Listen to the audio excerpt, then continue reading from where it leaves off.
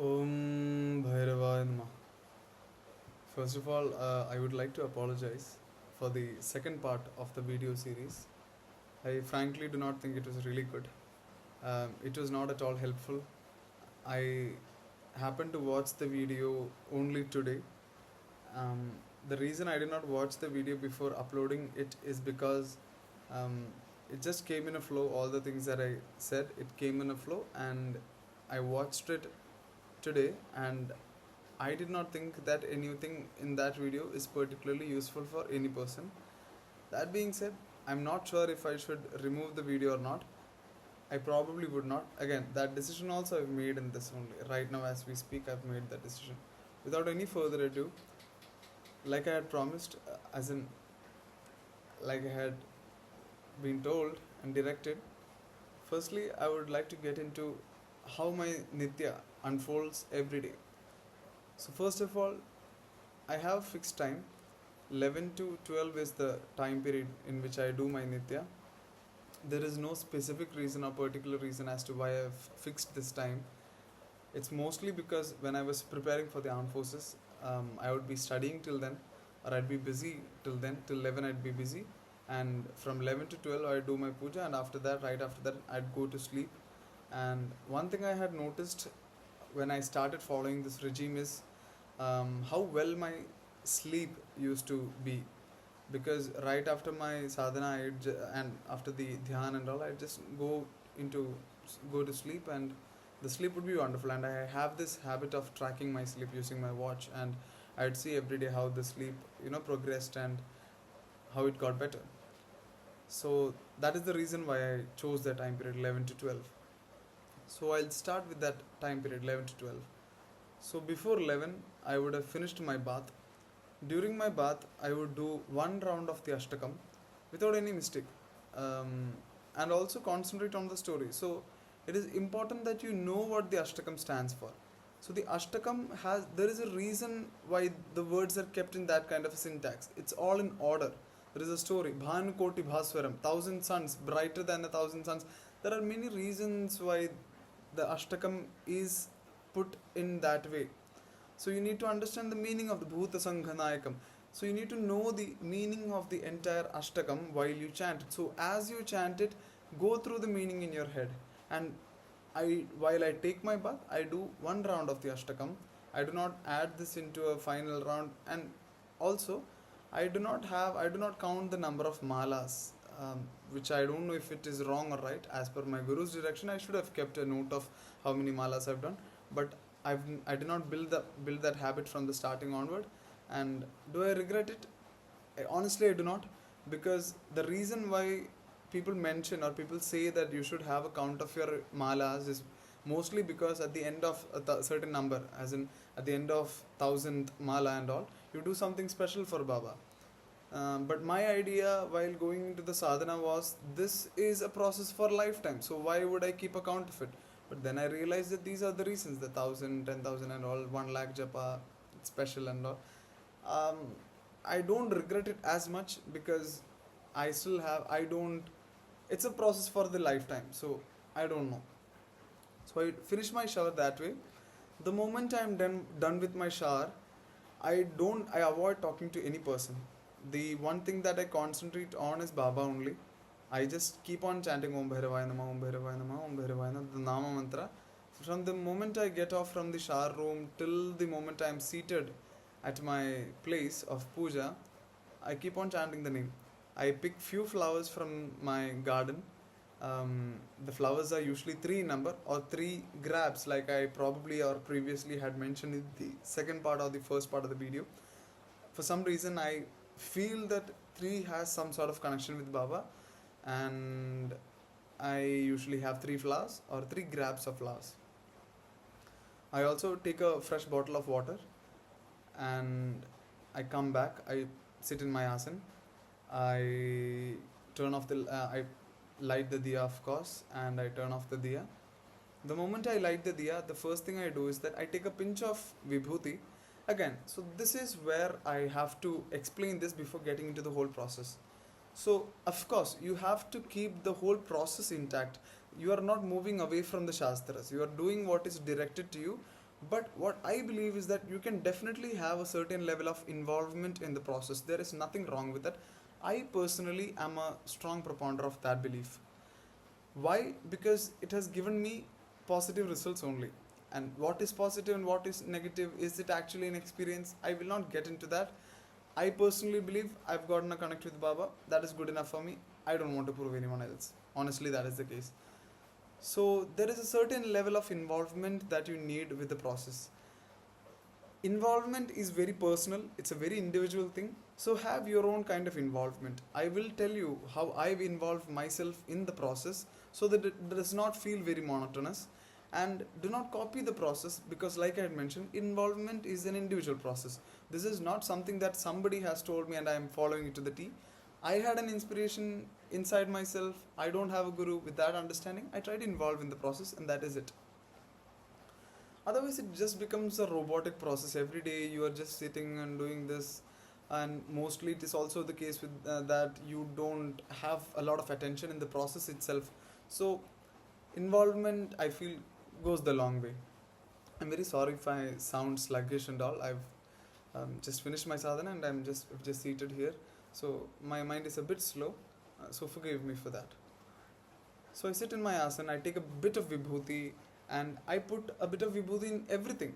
In the deep, I put a bit of vibhuti. In the flowers I plucked, I put a bit of vibhuti. In the bhog that I've kept, I put a bit of vibhuti. For Baba, I usually use a photo. I don't use a murti. I use a photo. The photo is of the Baba from Kathmandu Bhairav temple. For some reason, I've had a strange connect towards that, although most people use the photo from the Kashi Bhairav temple. But I have a photo of the Baba from Kathmandu. Take a bit of vibhuti. I put a bit of vibhuti in Baba as well. On my mala, I put a bit of vibhuti. In the incense sticks that I put a bit of vibhuti there as well. So in everything which I use, I have, I don't know what it's called. I can maybe take it up and show it to you guys. So in the southern part of India, we call this kindi. I don't know the actual purpose of it and all, but I have, after I fill Baba's glass, so I have a dedicated glass and a dedicated plate for Baba as well. I put usually something that is sweet for Baba. Let me just keep this back for a second. So I usually put something that is sweet in the plate. In the beginning and all, I used to just keep fruits and all, anything good, jaggery, anything of that sort, anything that is sweet. There is a huge list of things that he likes to eat, like Rajarshi Ji would say. So keep anything like that. A piece of jaggery would do. But make sure that it is not food that has already been eaten and is a leftover. That wouldn't be ideal or is bad. So I keep anything that is sweet. These days I usually keep bundi. The sweet thing is bundi, right? So I keep bundi usually. A glass of water is also there. Incense sticks, flowers, Baba's photo. My mala is there. I keep the mala usually next to Baba only, unless I have to record these few videos, which is not my this is my new normal. I have to finish this video series of few videos, and then I'll keep this mala only. I don't usually wear it unless there is something important that I really need. I feel that I need really Baba's presence for this. That is the only occasions I wear the mala. Otherwise, it's always resting in the puja place only. I also have that thing, the golden thing that I had mentioned. I also have that as well. I put a bit of vibhuti in that as well. The water that I pour in that, I put vibhuti in that as well. I don't know what it's called in Hindi or in English. So the first thing that I do is, and as we go on, I will also tell you how I involve myself in the process. I'm sorry if this video is a bit too long and also a bit too slow. The reason I had mentioned earlier. Try not to keep any vase in the puja place that you sit yourself in every day. Don't, if there's an empty packet lying around and anything, just keep it clean, just keep it organized and all. Because it's a place of worship, so keep that place organized at least. And maybe not your entire room can be fully organized, but at least the place of worship can be organized. So I like the diya.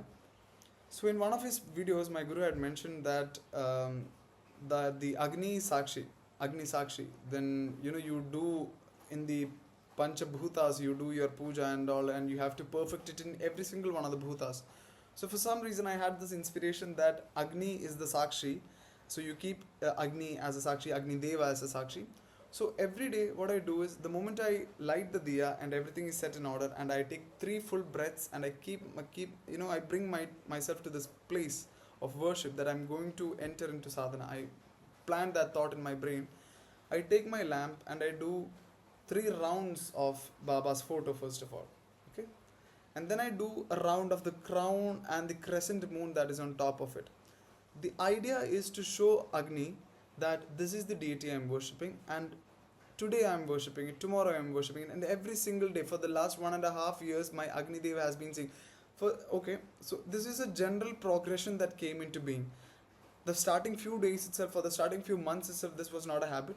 This is a habit that I picked up. Like I told you, this is nothing that nobody told. It is not mentioned in the Shastras. The idea is to keep the whole process intact. I'm not moving or I'm not introducing anything new, but showing a certain level of involvement which should not mess with the crux of the process. That is the idea. I take the diya, I circle it over the crescent moon, I show that it is Baba that I'm worshipping. Then I bring it to the left hand, the right hand sword that he holds, and I circle it over that as well. Then in um, the the circle thing, the captain shield that he holds, I'll circle three times on that as well. Then the kappar, then the Abhay Mudra is there, then the skull that he holds, and then the trishul that he holds, the Jenu that is made up of snake. He stands on top of a ego. Human ego is what it symbolizes, but I think it's Brahma, I'm not very sure, but it is Brahma's skull that he holds. So I make sure that even before all of this, I had missed this small thing.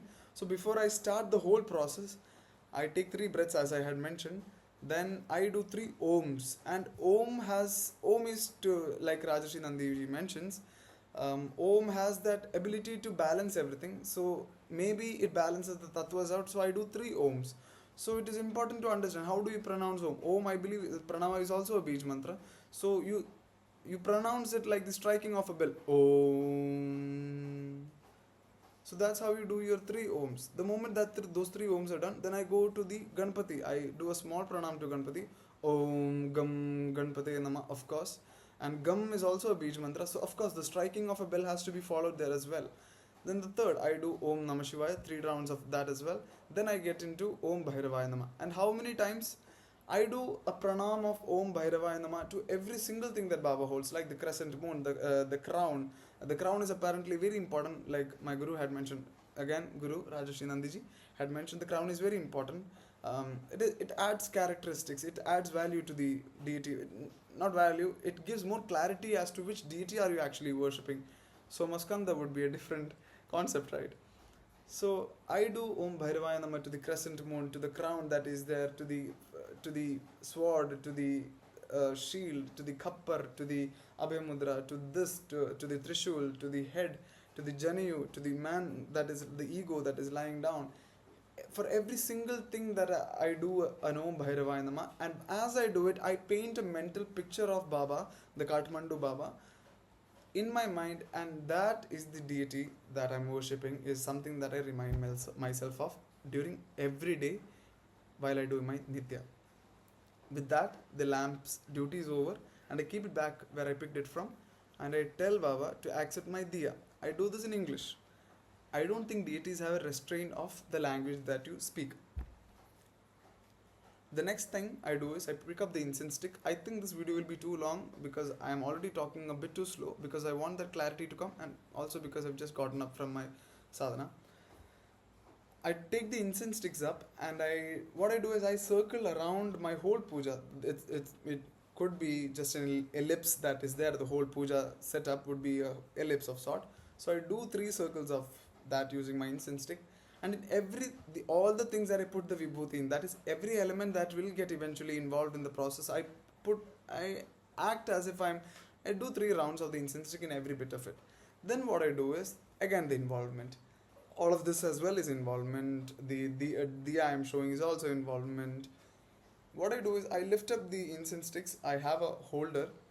Then what I do is again the same thing. I am drawing the deity using the incense stick. That he has a crown, he has a crescent moon here, he sits on top of this. and then he has a sword, a shield, a khappar, then the abhayamudra, then everything. And I have a way of doing it, and then the Janu as well, with that snake for the Janu as well. And then I do 3 rounds of it and keep it back, and to the smoke, the bit of smoke that is left, the incense stick that is left, I pray again, and I picture that to be the deity. Again, that is where the involvement comes. Then I tell again, please accept my diya. The next thing I do, I give 3 drops of water. So I use this finger, I put it in the glass that I have. It's a steel glass, it's a steel plate. I keep it only for this purpose. This finger, 3 drops of water. Om Bhairavaya Nama, Om Bhairavaya Nama. All this while I am chanting the name. While I do this as well, I am chanting the name. Of course, while I do this picture unfolds in my mind, but with a Nama mantra going on. In the glass, drop 3 drops of water. In the food that I am keeping, I do 3 rounds of this. I had picked this up from a temple. For some reason, I felt that it's a good process. Again, showing involvement, because there is no there is no guru who is to guide you properly. So I do 3 rounds like this. I touch the bhog and then I give it to Baba. 3 rounds again, 3 rounds again. All while I'm repeating the Nam mantra. Then I ask him to accept my water and accept my bhog. Accept my pani and accept my bhog is what I tell Baba. Then there is the flowers, of course. I take the flowers, and why is the kindi that I meant, the golden thing, it's brass, made up of brass, why is it there? After I touch everything, I do a small wash of my hands. Just do a small wash, and then that is it. Why vibhuti? The question could come, why do I put vibhuti? Again, no real scientific or Puranic or Shastra backing here, but I feel it is a pure thing and it purifies everything. I take the flowers, I put it first to my Anahata Chakra, because that is where the deity would eventually reside. And then I do the Nam Mantra once, then I bring it to my mouth and I chant the Nam Mantra to the flowers, and then I offer it. And again, 3 flowers, so 3 times the same actions. Again, I ask him, I request him rather, to accept the flowers as well. Then I pick up the mala, of course. The first thing I do, again, all the process of bringing the flower here, then bringing the flower, all this is involvement. There is nothing like this that is mentioned, or so I think. Then I pick up the mala, I unfold it fully. I would have kept the malas in 3 rounds also. All this 3 ka business, I do not know why I do what I do, but it has come to me naturally. I don't want to change anything. Because why? Because it has given me that connection, which I know exists. Okay? Again, let's not get into ego. I'm not that person. I take the mala, I fully unfold it, I hold it like this, and through the mala I look into Baba's face. Then I do 1 Nam Jap and I make it into 1 round. Then again 1 more Nam Jap and another round. Another 1 more Nam Jap and to a smaller round. Then I put it in these 2 fingers and I touch it to my Agya Chakra. For some reason, I feel as if while I do this, I picture myself to be touching Baba's feet. And then I do 3 rounds of Om Bhairavaya Nama. And then I bring it to my mouth and I tell the beads. For some reason, I've had this habit also. I tell the beads of the Rudraksh beads that are there. I tell the beads as well, Om Bhairavaya Nama, and I tell them that your deity has come. Or for some reason, it's an involvement that I have. Any person, I don't think it is wrong to have this sort of involvement in the process. I don't think Baba of all deities would mind, because it is definitely not something wrong that you're doing. I would like to, at this point in time, recite a small story of an incident of Matangi that it comes to me right now. I had, of course, heard it from my guru, Rajarshi Nandy Ji. So there was a family who used to worship. I don't know if the exact story unfolds like this, but this is how much and what of it that I remember. And I'm going to relay it to you guys. So there was a family who used to do a lot of Matangi Upasana extensively, and so what would happen is that the servant of that house would always see that there is a lot of Matangi Upasana going on in the house, and so she would be asked to prepare the food for Matangi, Ma Matangi. No disrespect, I'm just saying the name, Ma Matangi. So the servant would make the food for Ma Matangi every day, and the people in that house would do puja of Ma Matangi every day, upasana of Ma Matangi every day. But I think the story is that they do not get any results of any sort. But what happens is that the servant, every single day she would be seeing positive events unfolding in her house. As the puja in the house progresses, her life progresses along with it, is what happens. And what has been happening is that she has always been testing the food before she gave it to the family to be offered to Matangi. And why is she tasting the food? Because she wants to make sure that it is tasty enough for the deity. And where does the involvement come here? Is she does this in a very childish and a very innocent manner. She does this, but apparently Matangi likes jhuta food, that something that has been eaten and left over. I don't know if I'm putting it properly, but I'm sorry. I'm really sorry if I'm butchering the whole story up. But the essence of the story remains intact. So that is what. So there is a process for everything. If you stick to the process, that is good. But a certain level of involvement goes the long way. That is what I believe. So I do the Nam Jap. After all of this is done with, I do the Nam Jap. Of course, I hold the mala close to my Anhata Chakra, because that is where the deity resides. I usually do, these days I do a minimum of 5 malas. I am a bit busy with the things that has been happening in my personal life, so I'm a bit busy, so I don't have that much time. But otherwise, on a regular basis, I do 10 malas of Baba. That followed by 10 Ashtakams. 10 malas, I don't have a fixed way of doing it. At times I do it loud. So I feel, so again, the whole thing of it being a monotonous process, no updates you are getting from a person, no guru to guide you, so it quickly becomes very monotonous. This is also where I disagree with my guru, and I think it is okay to disagree with your guru, because he also disagrees with Aurobindo when it comes to certain things like Bali Pratha and all. So where I disagree with Rajarshi Ji is in the fact that, so he has made the statement that unless you learn to enjoy the process, one day or the other you will fall off. I don't think so. This is where you show your character that you're a Veera. Even when it's monotonous, even when it's boring, even when it's taxing, even when you have zero experiences, you still stick to the process, because you're a Veera. You will stick to the process no matter what happens. So that commitment you have to show to the process. So no matter how boring it gets, it might feel like task, let it, but stick to the process. And while you're doing the process, while you're in your Nitya, show that bit of commitment. Baba will sense it. Baba, I believe at the end of the day that Baba will first respond to the person who shows that involvement, rather than the person who, rather than the person who just does it for the counts of it. 1 lakh counts. Oh, good, good, good. I've finished that number, that milestone. I don't know. He is the most compassionate of all deities, is what I've also heard from my guru. So I have good reason to believe this. But in my experience also, that has been the case. So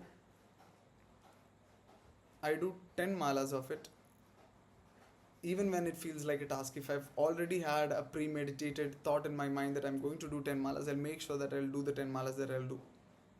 I'll do the 10 malas. I keep the malas again in the 3 folds, then I keep it back, and then I do the Samarpan mantra, all the same Samarpan mantra that you guys have been using, Guhya, the same one. Post that, I also sit in a half lotus position while I do it. Why am I getting into the nitty-gritties of this? Is because I really genuinely want every single person to stick to the process. If somehow I can add a bit of help into your process, I'd be really happy. Because it's very unfortunate for a lot of people like us. I'm tearing up as I say this, but it's very unfortunate for a lot of people like us that we really don't have anybody to handhold us into the process. But that's okay. You stick to the process. Baba will eventually become your guru, is the thing. That's okay. And you do the Ashtakams. So how do you do the Ashtakams is the next thing. So what I do is, this is again something that came to me naturally. So I usually, when I do the Ashtakams, is because Ashtakams is when I am very sorry. Ashtakams is, I hold my hand like this. I have my hand spread out like this, and I use the 3 places of my small pinky finger, and with every single, Devaraja Sevimana, then the next one, then the next one, then the next one, next one, and it's nines, right? So then I do this. So you keep a track of it. You don't use that electronic thing. I usually try to keep anything that operates in a battery away from me. So I do this. I use this to, the first verse, the second verse, the third verse, and once 9 is done, I do this. Then once 5 is done, then I fold. Then again the same. I have to get into the nitty-gritties because people like us also need help. And like I had mentioned the first video, help might come in the form of beginners who do not know anything about the process. For some reason, I believe that, and that's okay. I urge every single person who is even slightly into the Bhairava Sadhana process that you guys also make videos. You guys post the videos online so that if somebody, I've made this video not even to one person other than one particular person. I've sent the video link. I asked the person, don't even see also, but make these videos and post it online. If somebody is to gain help, Baba will make sure that that particular help will come. Or maybe some sort of inspiration will be gained from this. But who are you harming? Nobody you're harming. It's about adhikara. Of course, that matter is there. But I don't think Baba will be angry at us. I don't think so. So if you are a beginner with no hand holding, make these videos. Help each other out. Be your own guide. To a great extent, be your own guide. Don't worry. Baba will come. He is the guru of the tantras. So he will eventually come. So post that I do the ashtakam. Again, if I'm doing 10 malas, it will be 10 ashtakams, 5, then 5 ashtakams. It will always be the same number, 3, 3, same number. Ashtakams also, I do it either loudly or silently, just like the malas, depending on the mood, to mix things up, because for people like us, it can often feel monotonous. But we stick to the process no matter what happens. Post that, it is followed by the dhyan. Dhyan on what? When my guru says dhyan, meditate on the deity, I meditate on each element, on each hands of the deity, on the thing, on the janayu, on the crown, on every single thing I do my dhyan. I do dhyan on the story of how Baba had emerged, how he had cut Brahma's head, how it had stuck to it, and how Brahma Hatya became Stri Rupa, and it followed Baba and Kapalikas, the whole culture of it. I meditate on that as well. All these stories I've gotten from my guru only, Rajarshi Ji. And post that, I have to be honest about this because I don't want to lie. My dhyan is, I'm not very good at dhyan.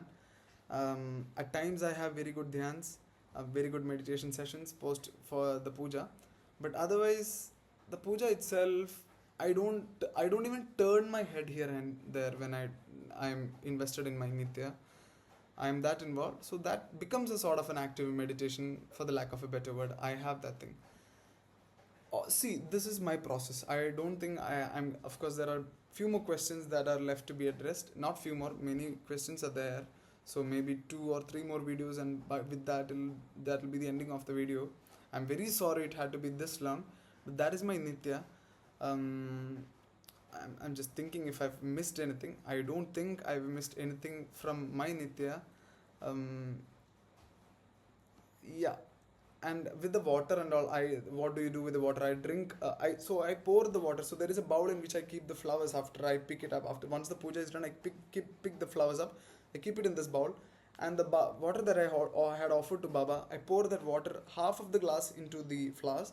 The rest half, I drink it myself. The bhog, I keep it outside the house. But because of the kind of locality that I live in, there has been one recent incident where somebody had thought that I was doing somebody saw this, and that person thought that some abhishara or something was happening. So I have to be very careful. So at times I eat the bhog. So nothing is wrong in eating the bhog as well. And I think that is so. And also once in a week at least, make it a point to clean your puja sthal. The puja sthal should always be clean. So I have a small brass box in which I keep the deity and the mala in. And if you can see, it's filled with vibhuti. It's covered in vibhuti. So once I clean my box, I cover it with vibhuti. Owing to the same reason that I had mentioned earlier, it's a very good day. It's a very amazing day. This is because my puja also went. The dhyan was not good. My idea was the puja good or bad depends upon how the dhyan was for that day. So today it was very short. At least make it a point to do dhyan for 5 minutes. It might be hard, but do it for 5 minutes. Guru mentions that for him getting into Dhyan was very easy. I could quote my Guru. I'm purposefully trying to avoid quoting him. Why? Because I don't know. People might feel as if I'm trying to prove a point or I'm overdoing it. I don't want to. I don't want any such allegation. Like I mentioned, I've not even sent this video to anyone. If somebody serendipitously comes upon this or notices this, or if he has that vimukshata is the word that my guru had used, then he will come upon this video. But that is it. That is my Nitya. Om Bhairava Namah. May the blessings of Baba come to all of us. Stick to the process. Stick to the process because it works. It's amazing.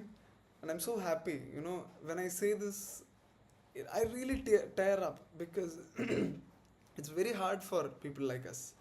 I've tried. It's not like I've not tried finding a guru, but I've tried. Of course, no perfect guru is there. There is no perfect guru. You have all your conditions, like I mentioned in the previous video. I had so many conditions that I needed a guru of this thing. But at least few things you have to match. No, I've not been able to find any person like that, but that's okay. Eventually, I will. But that's been it. Stick to the process. Baba will come to us all. I am very sure of that. Om Bhairavaya Namah. Om Bhairavaya Namah. Om Bhairavaya Namah. Thank you.